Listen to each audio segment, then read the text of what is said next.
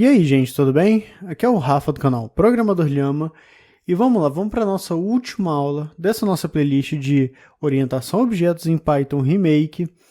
E na nossa última aula a gente falou, sobre a ideia de agregação de classes.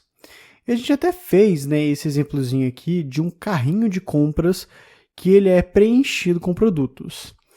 E a gente mostrou também, esse diagrama aqui, que é todas as setas, todos os elementos que a gente tem de relação entre classes que a gente tem em orientação a objetos. Eu quero apresentar agora, pessoal, o nosso último elemento, que é a composição. Esse aqui é bem interessante. E para a gente falar de composição, na verdade eu quero mostrar um esqueminha que ele é bem simples e vamos entender ele junto. Vou puxar aqui, olha, e vamos lá, olha só. O que isso aqui significa? Eu tenho uma classe que se chama repositório e ela é, assim, estabelecida com toda essa parte de composição. Ela é relacionada por composição aqui numa outra classe de insert e de select. Em outras palavras, pessoal, essa nossa classe de repositório, olha só, os elementos dela, que são aqui, olha, o insert e o select, vão vir desse select e insert. A gente vai compor uma classe através de outras classes. Essa é a ideia da composição. Então, vamos em código entender como é que é isso. Mas, só dando um adendo aqui, quando a gente está falando, por exemplo, de insert e select, imagina que eu estou, por exemplo, inserindo um dado num banco de dados, por exemplo, inserindo um dado também num arquivo Excel, ou então selecionando, buscando um arquivo por ID, por exemplo, num banco de dados, ou também por ID numa espécie de Excel. E esses dois elementos, eles se relacionam, eles compõem aquilo que a gente chama de repositório, que geralmente são as ações que nós fazemos em um elemento de armazenamento. Seja ele banco de dados, seja ele arquivo de Excel, seja ele um CSV, o que for. Então, só deixando claro o que são esses elementos aqui. E vamos lá, eu vou voltar aqui, olha, para o VS Code, Vou criar uma nova pasta, Deixa eu criar aqui fora, que vai se chamar aula 21 composicão, E eu vou criar aqui, olha, um run.py. A composição, pessoal, ela é bem simples, A gente vai continuar com isso daqui tudo que a gente tem dos diagramas. Eu vou fazer uma classe que vai se chamar select, certo? Não vou colocar atributos, então não vai ter um construtor aqui, mas eu vou colocar um select by ID, ou seja, eu vou buscar alguma informação pelo seu ID, Eu vou colocar um self aqui e vou retornar, um n, vou colocar, por exemplo, um retorno qualquer aqui.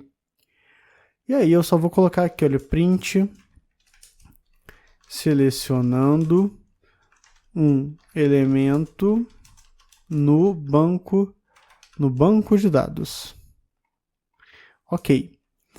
Do mesmo jeito, eu vou ter uma outra classe que ela vai se chamar insert, E aí eu posso colocar, por exemplo, insert value, Vamos inserir um valor. E aí eu posso colocar um retorno como none, Só insere e não faz nada. Mas eu vou colocar um print aqui só para simular, um insert mesmo, simular uma inserção. E aqui vai ter escrito, inserindo um valor no banco de dados. Ok, tenho duas classes soltas aqui, Cadê a minha composição? Ela vai aparecer quando eu fizer uma classe que se chama repositório, certo? E aí eu vou sim ter um construtor aqui, E eu vou fazer o seguinte, pessoal. A gente viu que a gente pode colocar, atributos aqui, olha, na verdade entradas para carregar os nossos atributos. No caso da composição a gente não faz isso. É uma usabilidade direta.